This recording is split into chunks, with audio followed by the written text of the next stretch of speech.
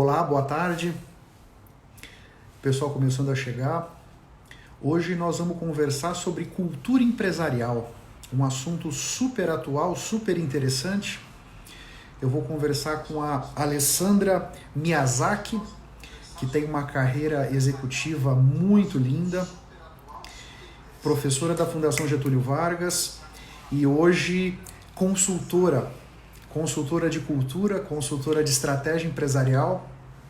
Certamente ela vai poder trazer para todos nós uma visão muito interessante sobre a questão da cultura, os aspectos da cultura versus a pandemia, a questão da cultura das empresas versus a diversidade, a cultura das empresas versus os millennials que acabam ficando pouco tempo na empresa, como construir essa cultura e como fortalecê-la, sendo que os seus funcionários, muitos deles vão ficar na empresa 1 ano e meio, 2 anos. Então ela vai poder conversar aqui conosco. Acho que vai ser um papo bem legal. A questão das pessoas, eu já tenho muito claro que as pessoas são o principal ativo das organizações. Agora, como é que a cultura se mescla com tudo isso? Como é que ela se forma? Como é que ela se solidifica naquele grupo de pessoas? Como é que novos entrantes, novos funcionários que estão chegando vão se adaptar àquela situação, vão contribuir para solidificar mais a cultura ou para talvez enfraquecê-la? Como será que esse jogo de forças vai se mostrar no dia a dia da empresa? Porque na medida em que pessoas novas vão entrando e os funcionários vão sendo trocados, como é que a liderança pode, que ferramentas, que técnicas podem existir para que a liderança possa trabalhar ativamente de maneira a manter, fortalecer a cultura das empresas, né? Eu quero também que mais tarde um pouco ela comente com a gente uma frase do Peter Drucker, que diz que culture eats strategy for breakfast. Quer dizer, na opinião dele, e é o Peter Drucker que está falando, a cultura seria muito mais importante do que a estratégia. Como é que ela vê isso? Como é que todos vocês veem? Eventualmente pode vir algum questionamento sobre isso, mas é muito interessante, porque a estratégia, de repente, é um plano que foi formulado pela alta cúpula. Muitas vezes a implementação peca, então a implementação daquela estratégia não é tão bem feita ou não se passa realmente da forma como poderia e no final das contas os resultados não são aqueles que foram inicialmente previstos. Até que ponto a estratégia estava ruim, até que ponto a cultura que pesou, até que ponto o convencimento da média gerência que não foi o adequado para implementar aquela estratégia. Tudo isso vamos conseguir bater um papo com a Alessandra e tomar da experiência que ela tem para nos esclarecer e iluminar algum canto da sala que possa não estar iluminado, para que a gente tenha uma nova perspectiva sobre essa questão da cultura, que é muito importante. Olá, tudo bem? Machitamari, bem-vinda. Sofia, bem-vinda. O Danil entrou aqui, obrigado. Armindo entrou, muito obrigado. Denis, olá, como vai, meu caro? Obrigado. Obrigado pela presença. Estamos aguardando aqui uns minutinhos para que a Alessandra entre. Então, vamos falar sobre cultura, vamos falar... Ela tem uma experiência, uma carreira executiva muito linda e tem já há alguns anos uma atuação bastante notada em consultoria. Então, certamente ela vai trazer para nós muitos pensamentos interessantes, uma forma de enxergar a cultura das empresas de uma forma toda particular, já que ela trabalha diretamente com isso. Alessandra, olá, como vai? Bem-vinda. Opa, tá aqui a Alessandra, viu? Já a Alessandra para conversar conosco. Por alguma coisa, Alessandra, me apareceu aqui que você não poderia se conectar. Tenta mais uma vez, por favor. Os mistérios do Instagram, isso nunca me aconteceu. Então eu não sei bem o que fazer. Quando a pessoa chama para entrar, eu aceito, o Instagram diz que ela não pode conectar. São os desafios da tecnologia aí. Como será que isso impacta na cultura das empresas, hein? Mas como eu estava dizendo, Sofia dando risada. Lilian, bem-vinda, obrigado. Reinaldo, muito obrigado pela presença. Então, Alessandra, vamos conversar sobre cultura empresarial, o efeito dessa pandemia toda na cultura e como é que a cultura pode se... Opa, vamos tentar novamente. Go live, vamos lá. Waiting for Alessandra, acho que agora vai. Está conectando. Olá, como Agora vai, foi. Alessandra? Você está me ouvindo? Tudo bem com você, Otávio? Ótimo, felizmente bem. E com você? Tudo ótimo. Desculpa aqui, eu realmente estava tentando várias vezes entrar, mas agora deu certo. Não, o importante é que deu certo. Então vamos começar já aquecendo os nossos motores. Eu acho que esse conceito de cultura empresarial, ele é vasto e muitas pessoas podem ter uma interpretação um pouco diferente. Então, para a gente começar a nos aquecer nesse assunto, como é que você descreve a cultura empresarial? Então vamos lá. Otávio, realmente, cultura é um termo que vem da antropologia. Na antropologia, você tem, logo lá no comecinho da discussão sobre cultura, livros que têm mais de 250 definições de cultura. Então, realmente, a primeira coisa quando a gente fala de cultura com qualquer pessoa é perguntar o que é que cada um entende. Em geral, em ambiente das organizações, a gente está falando de cultura como algo que a organização tem. Alguma coisa que é o nosso jeitão de fazer as coisas aqui, que a partir de uma série de aprendizados, de coisas que a gente considerou que deram certo e outras que não deram. O que dá certo a gente vai repetindo, o que não dá tão certo assim a gente deixa de fazer. E esse grande, assim, esse cozido, que nem eu brinco, né, de aprendizados, vai sendo explicado para todo mundo que entra como, olha, é assim que a gente faz as coisas aqui. E assim, não está escrito em lugar nenhum. É Entendo. invisível muitas vezes. A gente simplesmente entra na empresa e alguém diz e fala assim, olha, é assim que a gente faz as coisas aqui. E o negócio vai permeando. Entendo. Ou seja, então é muito mais intrínseco do que um procedimento, por exemplo. É muito mais assim, é algo que é muito modelado pelas lideranças, porque afinal de contas a gente se olha nos nossos líderes e todo ser humano tende a copiar os comportamentos, né, das pessoas que estão liderando a empresa, particularmente a cultura, na época que tem os fundadores, né, você vê a cultura de startup, é a cultura do dono da empresa. Claro. Mas aquilo vai permeando e às vezes os fundadores já foram embora faz tempo, né? Faz 20 anos que não está lá um determinado líder e a gente continua fazendo as coisas daquele jeito porque Perfeito. cultura é estável. Ah, ok. Esses últimos tempos eu tenho começado a escutar um termo que é a identidade da empresa. Então, Como é que é essa questão da cultura com a identidade? Como é que você vê isso? Então, isso é uma coisa, Otávio, que eu acho super legal você estar me perguntando isso, porque a gente tende, no ambiente acadêmico, a demorar um tempão para trazer alguns conceitos para fora, para o mundo, até porque, né, você ainda está trabalhando aquele conceito ali academicamente, e talvez seja um defeito mesmo nosso acadêmico, né? Eu e você somos executivos É também, então acho que verdade. fica mais fácil esse trânsito. Mas muitas vezes a gente fica muito ensimesmado. Identidade organizacional, eu entendo que é o conceito que talvez muito em breve vai substituir cultura. Porque cultura é, por exemplo, assim, ela vem do termo, né, como eu falei da antropologia, como se fosse cultura brasileira, todo grupo tem a sua cultura. Agora, a identidade, enquanto cultura responde à pergunta, como é que a gente faz as coisas aqui? Pelo menos nesse sentido mais funcional, que é o que a gente vê nas organizações, tá? Tem algumas Uhum. ideias de cultura mais profundas que essa. Mas, enfim, cultura em geral responde à pergunta como a gente faz as coisas aqui. A identidade responde à questão quem somos nós. Ou seja, ela é mais profunda e ela diz muito a ver como é que a cultura da empresa interagem com a imagem que a empresa tem, ou seja, com o mundo exterior. Ah, E é por isso que agora, numa época de uma crise danada, identidade talvez seja mais importante que cultura, porque o mundo lá fora mudou muito. perfeito, perfeito. Um outro aspecto que eu estava pensando hoje mais cedo, a questão da diversidade. Então, é muito Uhum, importante hoje em dia que as empresas sejam diversas, para que vários uhum. pontos de vista possam chegar a uma solução melhor, entender um pouco melhor as necessidades dos clientes, o que fazer para encantá-los e tudo mais.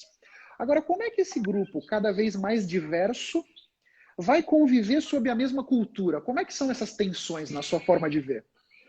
Então, eu acho que essa ideia de como é que a gente vai trabalhar particularmente com um grupo multidisciplinar, multicultural, é o grande foco do que a gente vai ter agora um dos principais desafios do RH agora no século XXI. O que eu estou vendo, acho que todos nós estamos vendo, pós-Covid, a gente está cada vez mais trabalhando remotamente. Verdade. Isso vai facilitar muito mais grupos, inclusive com culturas diferentes, geografias diferentes. Por um lado, essas cabeças que foram juntando aprendizados de vida diferentes, né? De novo, cultura é isso, são culturas distintas, elas têm soluções para problemas complexos melhores. Né? Quando a gente está falando de criatividade, o melhor jeito é você. Eu brinco o seguinte, Otávio, em vez de tentar sair fora da caixa, eu odeio esse termo. Vamos juntar a minha caixinha, a sua caixinha, a caixinha do outro, e a gente vai ter um arcabouço de ideias fantásticos, sem ficar forçando as pessoas a fazerem coisas que elas não estão acostumadas. É simplesmente cada um ser autêntico e ser você. Entendo. Isso é muito legal. É o ponto positivo desse trabalho remoto, com equipes multidisciplinares, com essa diversidade cultural. Agora, qual que é o problema? Cultura é feita de ritual, é feita de dia a dia. Como é que nós vamos conseguir ter uma cultura bacana e uma diversidade cultural? Como é que essas coisas vão se entremear e se balançar, vai ter um balanço legal, entendeu? Perfeito. E como é que você imagina que esse balanço vai chegar? Porque eu fico pensando, uma determinada empresa tem uma determinada cultura. Vamos imaginar no extremo uma empresa formada por homens brancos que são advogados, por exemplo. De repente, eles têm uma certa cultura. Permeia naquele grupo uma certa ideia de como as coisas devem ser feitas. Na medida em que nós vamos trazendo pessoas diferentes, e elas podem ser diferentes com crença religiosa, raça, condição socioeconômica, questões sexuais, etc. Né? Como é que essas pessoas não vão se misturando naquela cultura e no final desse processo essa cultura vai ter mudado em função desse grupo mais diverso? Ou você acha que não? Com certeza. E esse é um ponto muito importante. A cultura ela tende a ser muito estável. Sendo estável, o que é que a cultura proporciona? Um jeito muito fácil da gente interagir socialmente. Cultura é homogeneizante. Então, facilita as relações. Você não precisa mais ficar contando o que é para fazer, porque todo mundo aqui, lá no fundo, uma coisa até meio inconsciente, pensa mais ou menos igual. Então, cultura ela facilita muito produtividade. E quanto menos diversidade você tem, e esse é um ponto importante, Otávio, mais produtivo no sentido de reproduzir a mesma coisa, o grupo é capaz de ser. Agora, o ponto curioso, e isso que eu fico assim muito preocupada quando o pessoal fala de diversidade, como se fosse assim a apologia da diversidade, e aqui super importante, eu sou muito favorável. Por ser muito favorável, eu acho que a gente tem que fazer a coisa direito para funcionar. Perfeito. Então, uma das coisas que a gente tem que alertar é que diversidade, particularmente cultural, né, ela traz conflito. Mas o conflito é um conflito bom. É um conflito que faz com que você tenha soluções melhores, especialmente para cada vez mais problemas cada vez mais complexos. Entendo. Então, eu acho que isso é o que é bacana, você criar uma cultura de valorização, de diversidade, de ideias diferentes, e isso é criado em cada pequena coisa que a gente faz. Em cada política, em cada ideia que a gente tem de como fazer uma reunião. A gente não foi treinado para ouvir o outro, Otávio. Na escola, a gente é treinado para dar a resposta certa, e a resposta é a que o professor passou para você. Claro. Então, como é que agora nas empresas a gente ouve todo mundo, se a gente não está acostumado com isso? Eu acho que isso é uma coisa muito legal para a gente estar trabalhando nas empresas, especialmente agora nesse século XXI. Sem dúvida, que nesse século XXI todo mundo quer ser ouvido, né? Mas ninguém quer ouvir, né? É uma loucura, né? Um outro aspecto que me parece que é um grande desafio para as empresas, sob o ponto de vista da cultura, é o fato de que esses profissionais mais jovens aí, os chamados millennials, eles ficam muito poucos anos na empresa, né? Mais ou menos a cada 2 anos ele vai trocando, 2 anos e meio ele vai trocando. Então, isso me parece que também é um dificultador para que a cultura da empresa se mantenha sólida no tempo, né? Como é que você vê isso? Na verdade, eu vou até um pouco mais longe, Otávio. Vamos lá, quem aqui não conhece um quarentão que acabou se separando, colocou uma bandana de caveira na cabeça, na época que podia sair de casa, casou com uma mulher mais nova, trocou de emprego, foi ser empreendedor, abriu uma pousada na praia, saiu com a sua Harley Davidson. Não tá assim. Eu não diria que essa cultura de mudança, essa cultura, como eu falava o Bauman, né, do mundo líquido, das relações mais instáveis, eu não diria que é só dessa geração. É claro que essa geração já nasceu neste ambiente e apreende isso mais fácil, mas eu diria que isso permeia todas as gerações, né? E não depende só de idade. Então, o que eu vejo hoje é que sim, isto é o grande desafio das empresas, é que as empresas, por um lado, estão mudando o seu sistema de trabalho. Cada vez mais você tem a troca do trabalho no lugar do emprego. Entende o que eu estou querendo dizer? Cada vez mais você está trabalhando em rede. Se você está trabalhando de uma forma remota, você tem uma série de possibilidades de trabalhar com equipes que não são fixas. E aí esse que é o grande desafio. Como fica a cultura? Se por um lado você tem o pessoal desmobilizado no espaço, entende? A cultura é modelada por rituais e por artefatos. Então, acho que o grande desafio agora é criar rituais que consigam envolver as pessoas, mesmo elas estando no espaço virtual, mesmo elas estando longe. E assim, não adianta pegar o que você faz presencialmente e tacar Não funciona! Não vai funcionar. Não funciona. Você vai ter que criar outras práticas, outros rituais, outras coisas para envolver as pessoas. E o ponto é, eu acho que assim, ninguém sabe exatamente como vai ser isso. Mas a gente tem alguns benchmarkings. Vamos pegar jornalismo. Vamos pegar agência de publicidade. Vamos pegar agência de pesquisa de mercado. Estes negócios sempre trabalharam em rede, sempre trabalharam com freela, não é verdade? Sempre, verdade. E você tem freelas que estão super engajados e que super contribuem para uma cultura muito bacana na organização, inclusive uma cultura de inovação, de liberdade, de criatividade. Então, eu acho que assim, existem modelos possíveis, mas todo mundo vai ter que se adaptar a isso, não vai ser fácil, e ninguém tem uma resposta 100%. A gente tem indícios. Claro.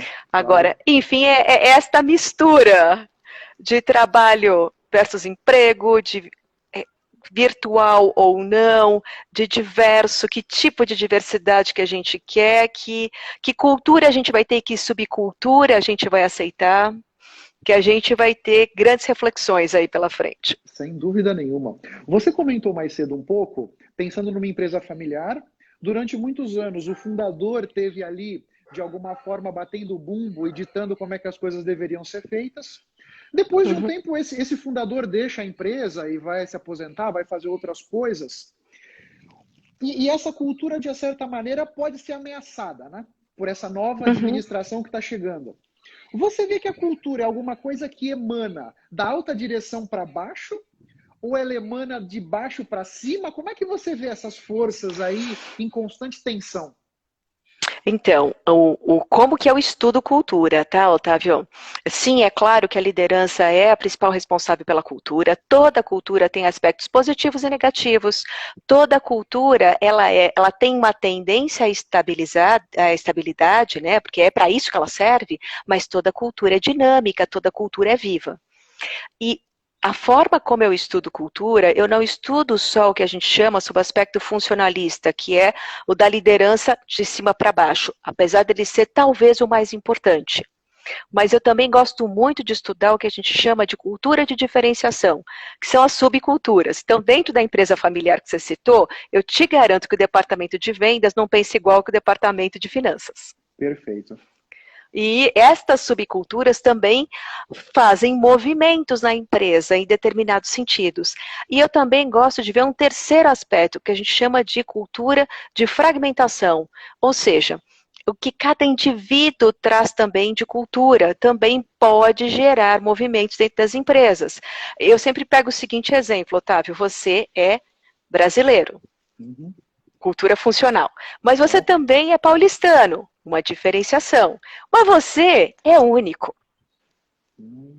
Então você olhando cultura deste modo maior, eu acho que é uma coisa muito bacana para a gente trabalhar, sabe? Verdade.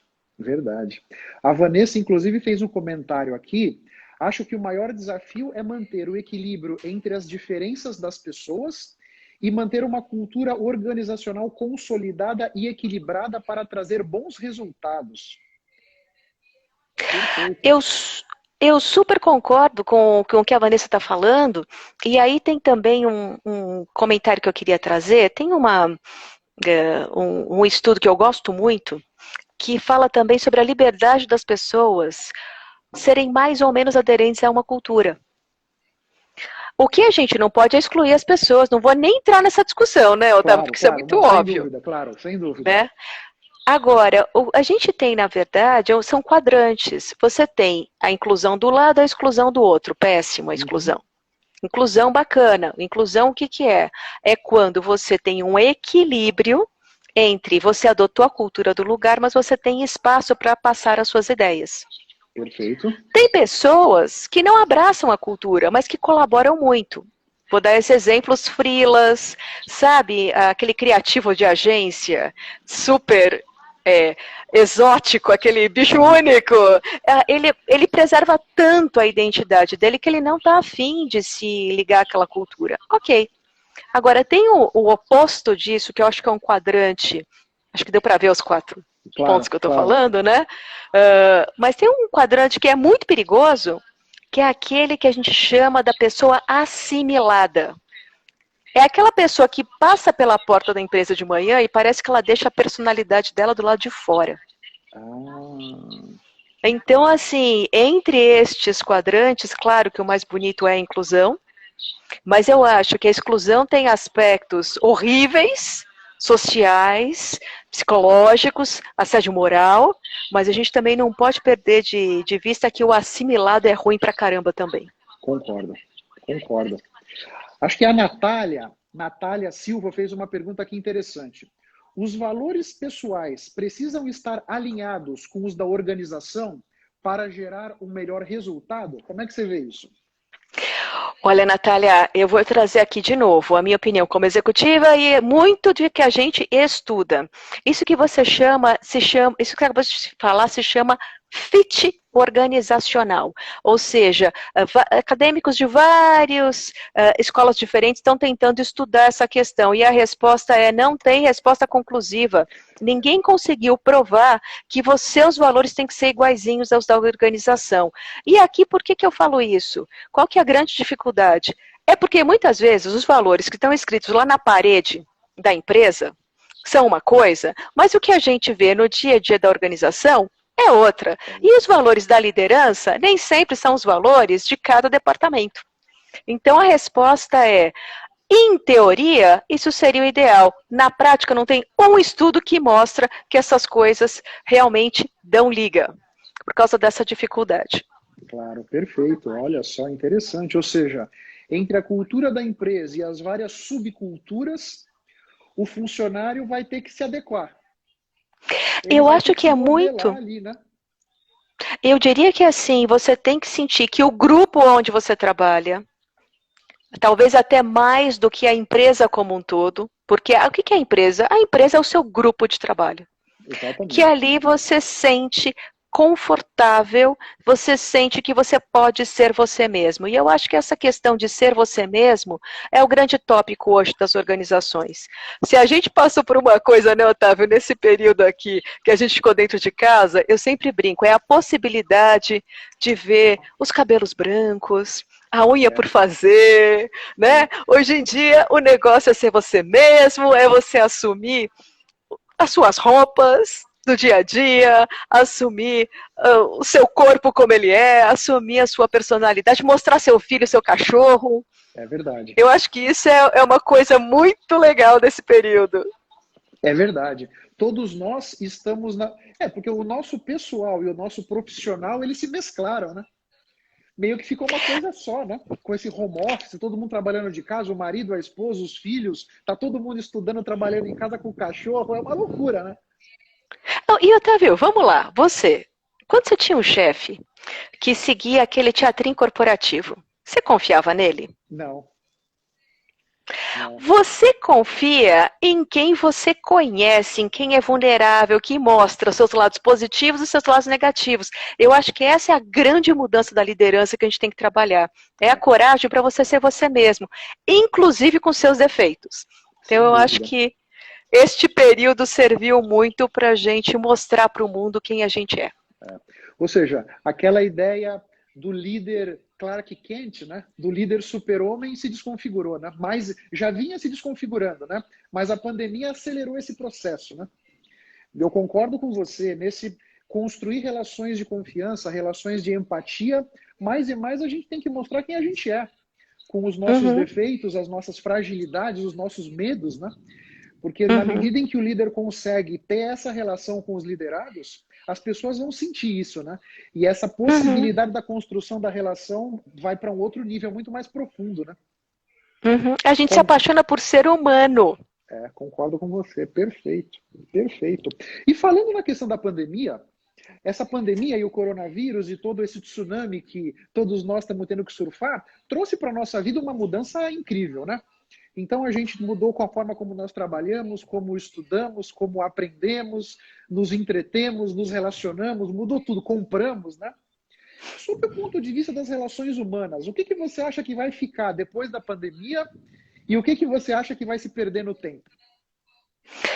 Olha, uma coisa é certa, né, Otávio? Algumas questões como o trabalho mediado por tecnologia, né, o teletrabalho, como o pessoal fala, o home office, o que é que seja, ele veio para ficar. Tem um estudo que a gente lá na GV acabou de fazer, né, você viu?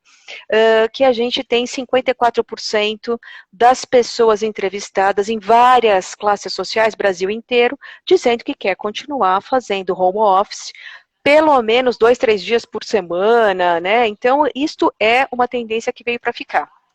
Agora, o que a gente está fazendo hoje, vamos combinar, não é exatamente home office, né? Porque home office é quando você tem um espaço bacana em casa, preparado, as crianças estão na escola, né? A gente está, neste momento, num momento de confinamento, né? Claro. Então, acho que assim, a gente vai ter alguns impactos enormes, por exemplo, na questão do mercado imobiliário e da arquitetura. Sem dúvida. As pessoas vão começar a querer fazer reforma em casa para ter 1 ou 2 escritórios decentes, talvez até mudar de apartamento. Né? E nas empresas, as pessoas vão ter, os chefes vão ter, gestores, eu falei chefe porque, né, pensando, lembra o chefe que quer te ver na tua frente ali? Na frente dele. Isso vai realmente cada vez mais acabar. Eu acredito que nas relações nas empresas nós vamos ter muito mais essa questão do trabalho à distância, qualquer que seja a definição disso. A gente vai ter uma cobrança muito mais por entregas e resultados, muito mais trabalhos em equipe, cada vez mais agile. Então, assim, muita coisa vai mudar nessas relações. O desafio vai ser estar longe fisicamente, mais perto emocionalmente.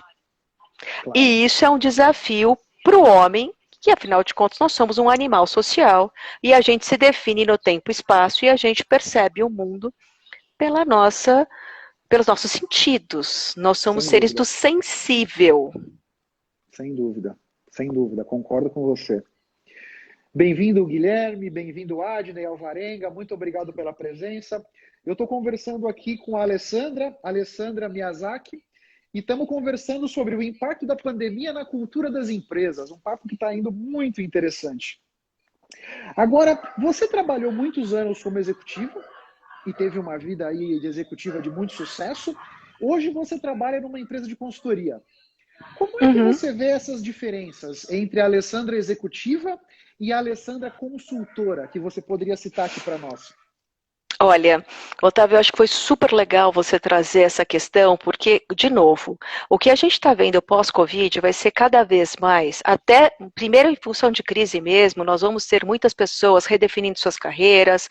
Acredito que as empresas vão trabalhar cada vez mais com equipes por projeto.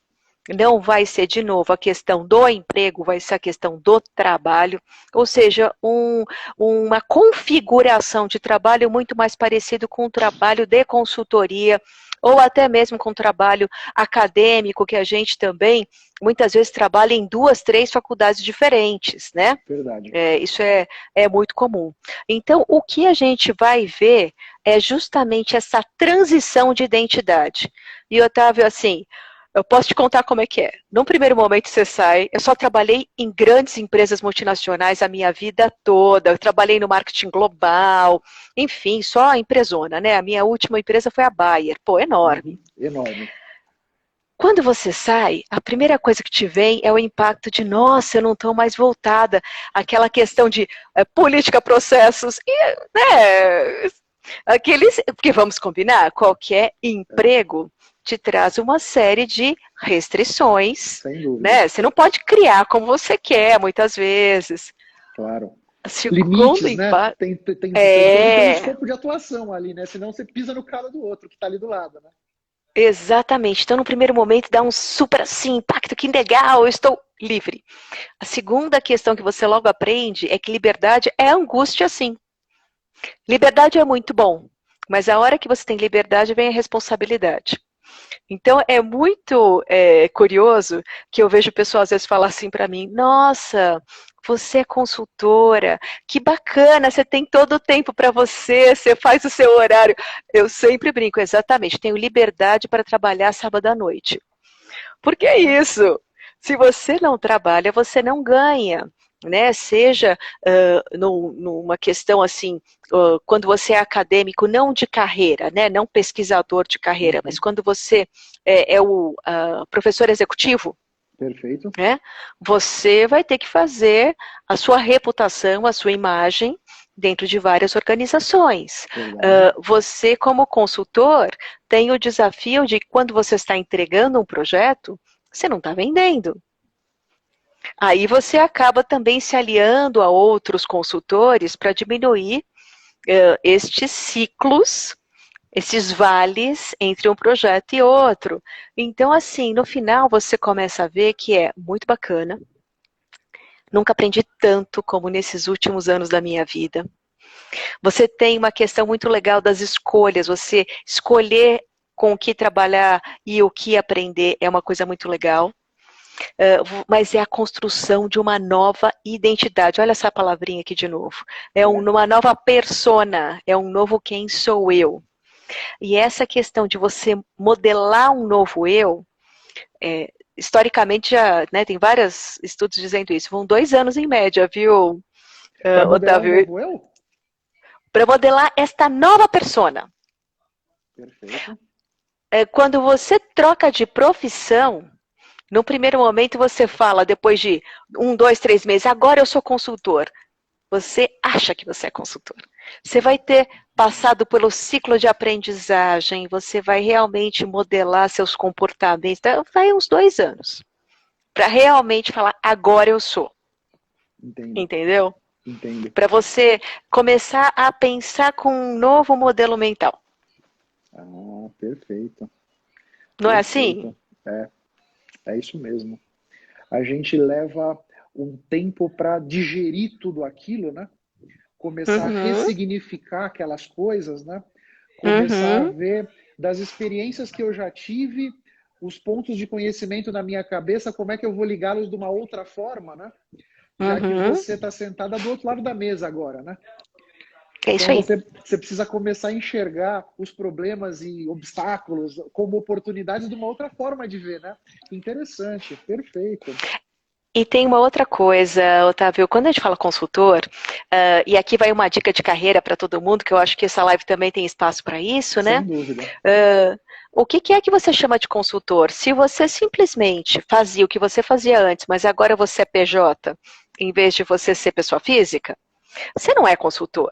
Você não modelou uma nova vida, você simplesmente está fazendo um acordo com a empresa para ter menos custo de um lado e não pagar impostos, Claro. impostos e etc, etc. Agora, quando você fala realmente, eu quero aprender coisas novas, trabalhar com coisas novas, eu quero usar a minha vivência, a minha experiência, mas eu quero agregar outras coisas aqui, e isto é ser consultor. Né? E aí que eu acho que assim, você ter alguma vivência acadêmica e você ser consultor se resume em uma palavra: muita vontade de todo dia aprender coisa nova. Então você acha que o consultor, de alguma maneira, ele precisa aprender mais rapidamente que o executivo? Você diria que isso é correto? Com certeza, mas muito mais. Porque cada cliente é um cliente, por mais que você tenha modelos que funcionam num cliente e no outro não vai funcionar. E, na verdade, é por isso que nas empresas falam tanto que nós queremos um papel mais consultivo, porque é isso. Né? É essa capacidade de aprender, desaprender e experimentar coisas novas e vamos testar com responsabilidade, que é o que realmente a gente está definindo aqui, essa visão. A outra coisa, que eu acho que aqui vai para qualquer pessoa que faça uma consultoria, é esse olhar que eu falo, esse olhar do sensível. Né? É você aproveitar todos os seus sentidos para você aprender mais rápido a cultura de uma organização e entender mais rápido o que é essa organização. E aí, a dica que eu dou, e isso vale para qualquer pessoa que trabalha em qualquer empresa que está ouvindo essa nossa live, dá uma estudada, dá uma lida em bons autores, que nem sei lá, um Schein, sobre como é que a gente interpreta o que é que as pessoas estão fazendo pelos seus artefatos. Como é que é a carinha dessa organização? O que as pessoas dão risada? Quais são as histórias que eles contam? Quais são os jargões? Como se vestem? Qual que é a arquitetura? Tem muitos significados atribuídos aí por trás. Ou seja, e compreender esses detalhes vai fazer com que o seu potencial de aprendizado seja mais rápido. Exatamente. Perfeito. Você vai pegando as coisas no ar ali. Atrás de tudo tem um simbolismo. O homem é um ser simbólico, né? A gente, né? Você pode ver que assim, eu vim do marketing, né, Otávio? A primeira coisa que a gente tem no marketing é identidade visual, não é à toa. É verdade. É o símbolo que remete à marca. Assim é tudo na vida da gente. Então você entender o que a gente chama da estética. Estética não como que é bonitinho, mas aquilo que é captado pelos sentidos. Perfeito. E você entender o simbólico, ou seja, o que está por trás do que eu estou vendo na organização, claro. Eu diria hoje que é um dos grandes diferenciais de qualquer executivo. O segundo é aprender constantemente, lifelong learning. Perfeito. E o terceiro que eu vejo hoje é essa capacidade num mundo super polarizado, onde, como você acabou de dizer, ninguém ouve ninguém, você ter essa capacidade de lidar com pessoas com ideias diferentes da sua.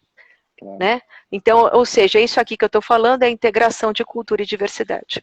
Claro, sem dúvida, sem dúvida. Eu acho interessante, a PNL nos traz que todos nós temos um mapa na nossa cabeça. E nós vamos enxergar o mundo através desse mapa. Então, na medida em que nós nos relacionamos com pessoas diferentes da gente, com outro ponto de vista e um outro background, nós temos a oportunidade de ampliar o nosso mapa. E eu fico surpreso como as pessoas, diante de uma oportunidade como essa, se privam, né? E acabam preferindo ir para o julgamento, né? Indo para alguma crítica com relação à opinião do outro, que a opinião do outro no seu mapa pode estar errada, mas no mapa daquela pessoa está certa, né? Então, eu acho interessante isso aqui, né? Como, às vezes, a gente vai para umas arestas e cria-se uma confusão em cima de alguma coisa que poderia ser uma grande oportunidade de aprendizado para as duas partes, né? É que é uma coisa engraçada, né, Otávio? A gente, quando vê um pouquinho de neurociência, a gente vê que o cérebro é um grande avarento cognitivo, ou seja, 25% da energia do nosso corpo, a nossa glicose, vai para o cérebro, só para ele continuar funcionando. Quem aqui já fez dieta e exercício sabe que o nosso corpo adora economizar energia. É verdade. Já fez dieta, Otávio? Nossa, Inferno! Inferno! Não, talvez eu diria o seguinte, eu vivo em dieta. Quase isso. Então, da mesma forma que o corpo economiza energia e é difícil fazer dieta e exercício, o nosso cérebro também poupa energia. Claro. A gente prefere categorizar as coisas, ou seja, rotular, né, especialmente as pessoas. A gente tem uma tendência natural, isso chama teoria da identidade social. A gente tem uma tendência natural a separar as pessoas em nós e eles. Claro. Jogue a primeira pedra quem nunca disse aqueles caras do RH. Aquele pessoal do financeiro, né? Aquele pessoal do financeiro! Na hora que você falou isso, você categorizou as pessoas, rotulou, simplificou, generalizou e impediu o debate, a discussão, que é isso que faz a gente um ser humano interessante. Né? O Aristóteles dizia que o homem é um ser racional. Essa é a tradução que deram, né, para a expressão que ele usou. Só que racional em grego significa pensar, sentir e falar. Então, na verdade, Aristóteles queria dizer que o que separa a gente dos animais é o fato de a gente ser um ser político, no sentido daquele que consegue viver socialmente na polis, porque nós somos seres, talvez não racionais, mas seres linguísticos. Perfeito. A gente tem a possibilidade de falar e resolver os nossos conflitos. Quem se recusa a fazer isso e generaliza, não está sendo nem racional nem humano. É verdade. Boa, boa, bem jogado, hein? Pô, chamar um Aristóteles aqui na live, puxa vida, sensacional, hein? Pô, parabéns, obrigado. Eu queria trazer para você, para sua reflexão aqui, uma frase do Peter Drucker. Em algum momento ele disse o seguinte: culture, it's strategy for breakfast, né? Que a cultura comeria a estratégia no café da manhã, né? Dando a entender que a cultura é muito mais importante que a estratégia. Como é que você vê isso? Você concorda com o Peter Drucker? Você discorda? Como é que você colocaria essa questão? Não dá para discordar do pai da administração moderna, né, Otávio? Nossa, ele era o máximo mesmo. E eu não tenho como concordar mais, Otávio. Na verdade, eu sempre fui uma executiva que trabalhei em área comercial. Eu fui fazendo carreira, né, como gerente de produto, de marketing, de unidade de negócios, até que chegou uma hora lá na minha vida que eu precisava fazer mestrado. E aí, qual que seria a minha tendência natural? Fazer um mestrado em marketing. Claro. Naquele momento eu parei, falei, peraí, eu quero entender o seguinte: você vai subir na organização, você vai cada vez mais trabalhando com estratégia. Verdade. Mas aí o que eu observava é, caramba, a gente bola uns planos estratégicos tão maravilhosos, por que é que eles não se tornam realidade? Por que é que na hora de implementar tudo vai por água abaixo? Foi aí que eu fui estudar cultura e diversidade. Porque realmente a cultura come a estratégia no café da manhã, palita os dentes, né? Porque você pode ter o plano mais bonito que for, ele pode virar só uma resma de papel se você realmente não conseguir mobilizar corações e mentes. Claro. Perfeito. E isso é cultura. Mobilizar corações e mentes, sensacional. E como é que você vê aquele conceito da execução? Porque você comentou agora, legal, a cultura, de certa maneira, é mais importante para a organização do que a estratégia. Muitas vezes a estratégia é muito linda no PowerPoint, os cálculos são maravilhosos, mas no final dessa estrada, aquilo não foi implementado da maneira como deveria. Como é que você vê o papel da execução aí? Realmente assim, cultura e estratégia não tem você cortar caminho, não tem atalho, né? O plano tem que ter tudo interligado, uma estratégia boa, uma cultura boa, tudo alinhado, a estratégia mais bacana para aquela cultura e vice-versa. O que a gente vê com relação à execução, Tem um artigo muito bacana da Harvard, que agora eu esqueci o nome desse título, mas eu vou resumir aqui para você. Eles fizeram estudos em vários países do mundo, tentando entender a questão da execução. E aí o que esse autor defende é o seguinte: a gente fala demais de cultura, só que a gente esquece que tem muita ineficiência, que uma execução bem feita não tem preço, estratégia sem execução é só sonho. Muitas vezes você pode ter até uma estratégia não tão vencedora assim, mas uma capacidade de adaptação boa. Isso aí é o Mintzberg, né? Aquela história da estratégia emergente, né? De você ali, na hora, fazer o que tem que fazer. Isso tem uma importância muito legal. Mas esse artigo ele mostra o seguinte, que infelizmente, em termos de eficiência na execução, as organizações brasileiras só ganham da Índia e da África. E isso assim, ele mostrando que Estados Unidos e Europa estão muito longe de uma eficiência realmente bacana na execução. A gente acha que eles são ótimos na implementação estratégica, não são. Tem muito espaço para melhoria nesses países. Agora, quando você olha os números do Brasil, você fala, meu Deus, que vergonha. Então, a gente estamos assim, realmente acima da África e praticamente empatados com a Índia. Entendo. Ou seja, a nossa sociedade tem que melhorar muito, além de tudo, na questão execução.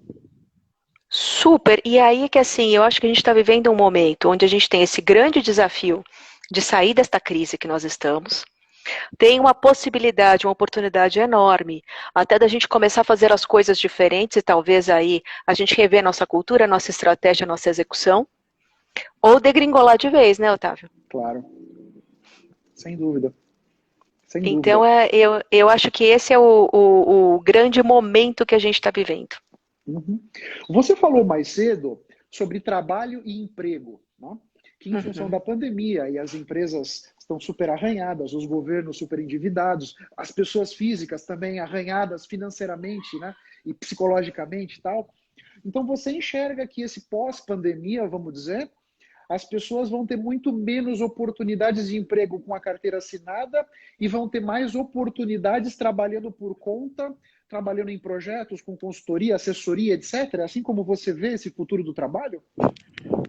Olha, isso é uma coisa que o World Economic Forum tem falado bastante, muitas consultorias têm feito vários relatórios, as Big Four, todas têm feito relatórios falando sobre essa previsão. Eu sempre brinco o seguinte, quando todas as consultorias estão falando sobre isso, elas estão fazendo eventos divulgando essa ideia. Chega uma hora que ela vai acontecer, né? Simplesmente pelo tanto que está sendo discutido. Quando eu me formei, faz um tempinho, viu, Otávio? Faz tempinho. Não, alguns anos atrás, vai, vamos lá. Foi outro dia. Na minha colação lá na GV, nós convidamos para ser nosso paraninfo, nosso professor de Direito. Uma coisa, você vê como o cara era bom, num curso de administração, você chamar o professor de Direito para ser o paraninfo. Verdade, inusitado, no mínimo, né? No mínimo.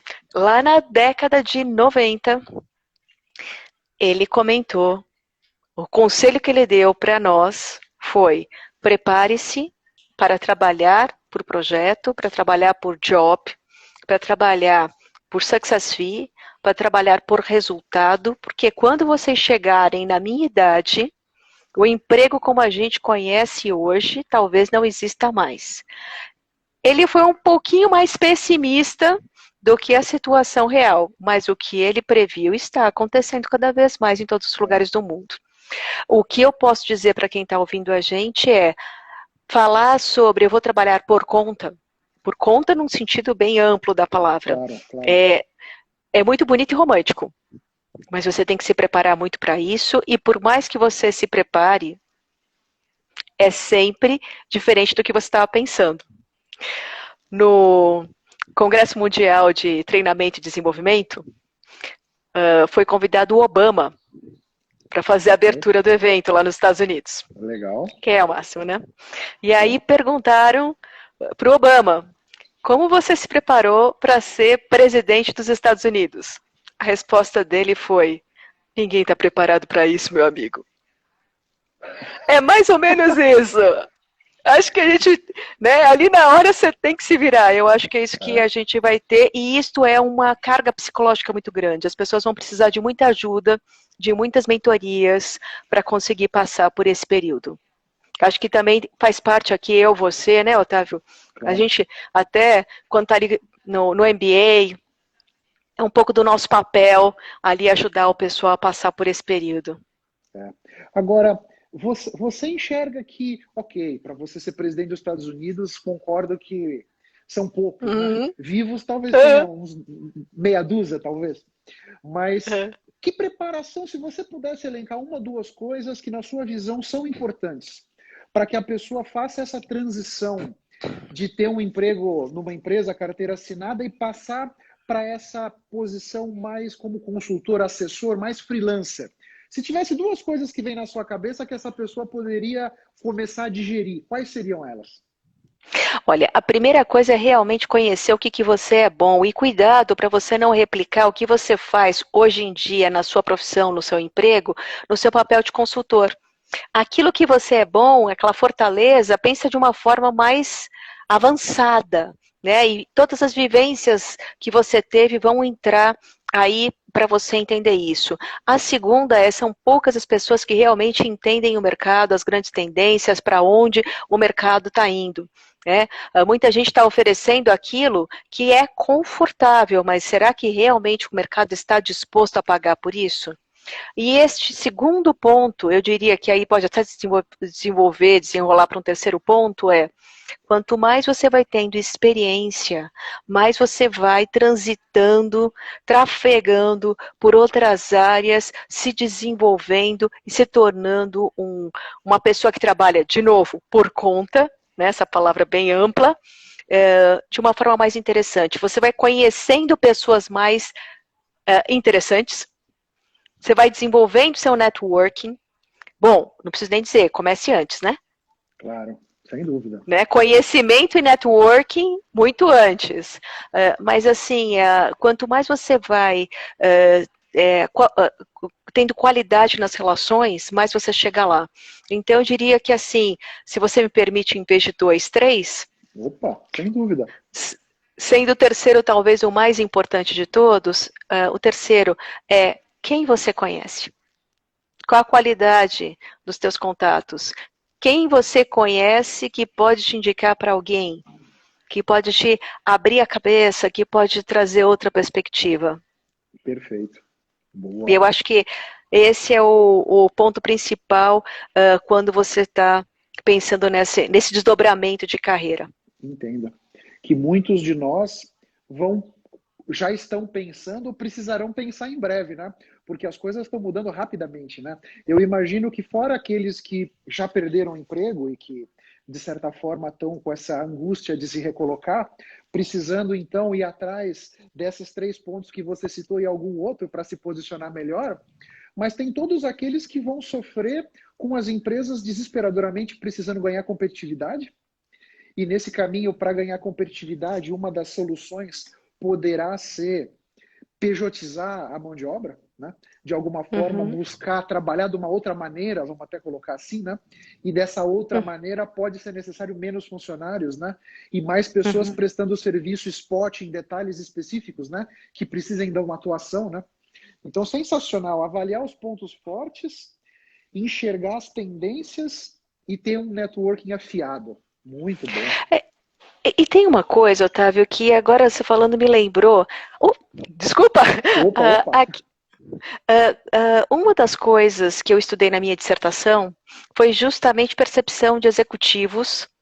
Né? Eu peguei um mercado bem sofisticado para trabalhar com essa percepção de altos executivos sobre justamente a questão de futuro do trabalho, etc, etc. O que eu descobri na minha dissertação é que os executivos com quem eu conversava, 85% tinha um plano B. Quem não tinha se sentia culpado ou não declarava. O que você não sabe se a pessoa tem e não quis contar. Ou, como eu falei, que realmente não tinha nada, estava bem, eram pouquíssimos. pouquíssimos, 85% dos diretores tinham um plano B, e isso começando aos 40 anos de idade já a desenvolver. Então, Otávio, pensa você, se você está numa organização e o chefe do seu chefe já está pensando o que ele vai fazer como plano B, o que você vai fazer? Claro. A mesma coisa! Não, o barco está afundando, né? Vamos todo mundo buscar nosso colete salva-vidas, sei lá.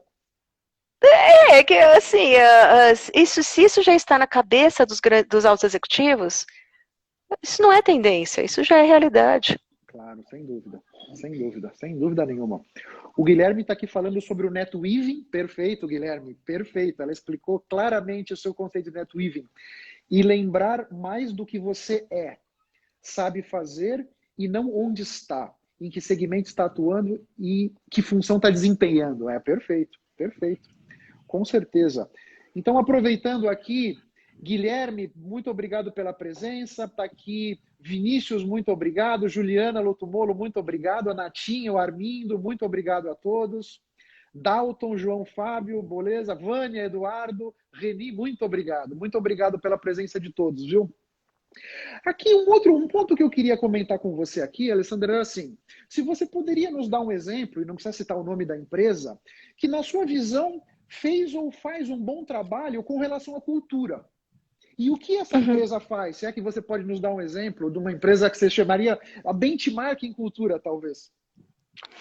Olha, eu vou citar, e vou falar até inclusive o nome, porque realmente até é uma empresa que eu tenho um carinho enorme, que é a Heineken, porque inclusive eles não são só um benchmark, na minha opinião, neste momento de cultura, mas eles estão se transformando também um benchmark em identidade. O que eu quero dizer? Uma empresa que vem para o Brasil, que vende um novo conceito, uma qualidade diferente dentro desse setor de bebidas. A gente sabe que a Ambev, uma grande empresa também, outro grande exemplo de cultura, mas tinha uma fatia de mercado, chegou a ter quase 80%, né, do mercado brasileiro. É verdade. Né? A gente vê a Heineken mês a mês conseguindo ganhar participação, acho que hoje está em 60 e poucos % a participação da Ambev, a da Heineken crescendo bastante, mas o que eu acho que é muito legal, e eu vou contar até aqui esse exemplo para você, porque eu acho que isso é cultura, né? Cultura é aquilo que você faz em todos os dias. Eu gosto muito dessa história. Eu estava com esse cliente, né? A gente terminou uma reunião e eram 6 horas da tarde. Abrimos uma Heineken, abrimos uma cerveja. Tomei uma long neck. E aí eu tenho o costume de voltar para casa de bicicleta. Olha só que legal. Tem um corredor ali da Faria Lima, né? Eu estava no trabalho, eu ia pegar uma bicicleta e pedalar pelo corredor inteiro. Perfeito. 3 colegas da Heineken conversando comigo, eu dou tchau, eles, peraí, aonde é que você vai? Eu falei, vou voltar para casa. Não, mas você não pode dirigir. Eu falei, não, mas eu não estou de carro, eu estou de bicicleta. Não, você não pode dirigir bicicleta, você tomou álcool. E se você quiser, você não pega essa bicicleta, eu te pago o Uber. Mas você não vai para casa dirigindo uma bicicleta depois de beber uma cerveja. Então, assim, isso é a parte da cultura. É quando a questão do beber com responsabilidade está tão introjetado que cada colega cuida. Bicicleta, que legal. Que legal. E aí o outro lado, essa é a cultura. Agora vamos falar da imagem, que é o outro lado, do fora para dentro. Quando você vê uma Heineken fazendo parte da produção, de transformar, né, em vez de cerveja, em álcool gel. Quando você vê uma distribuindo álcool gel para as populações menos favorecidas. Quando você vê um brinde do bem, que é a promoção que você doa um dinheiro para o seu bar preferido nesse período que ele ficou fechado, e a Heineken, né, coloca o valor em cima. Perfeito. Olha que legal. Ou quando você... A própria Ambev, que faz a propaganda, a campanha com os biscoitos Globos para ajudar os ambulantes que não estão vendendo nada nas praias, né? Perfeito. Esta imagem positiva da empresa reflete na imagem que o colaborador tem da empresa, reforça a cultura reforça a imagem, e você tem um símbolo de infinito. Isso perfeito. É que é muito bacana. Perfeito. Então, o que eu diria aqui para as empresas, a gente teve, neste período, uma oportunidade incrível para as empresas cuidar das pessoas e cuidar da sociedade. É isso aí. Eu espero Perfeito. sinceramente que quem está ouvindo a gente, que tenha trabalhado numa empresa que cuidou dessas duas coisas. Olha só, temos 20 segundos, eu não quis interromper seu raciocínio. Muito obrigado por você ter aceito conversar comigo. Um beijo para você. Tem 10 segundinhos aí para você se despedir do pessoal. Um beijo. Beijo, Otávio. Eu acho que assim a minha mensagem é essa mesma. Busca realmente um lugar onde você consiga viver seus valores. Um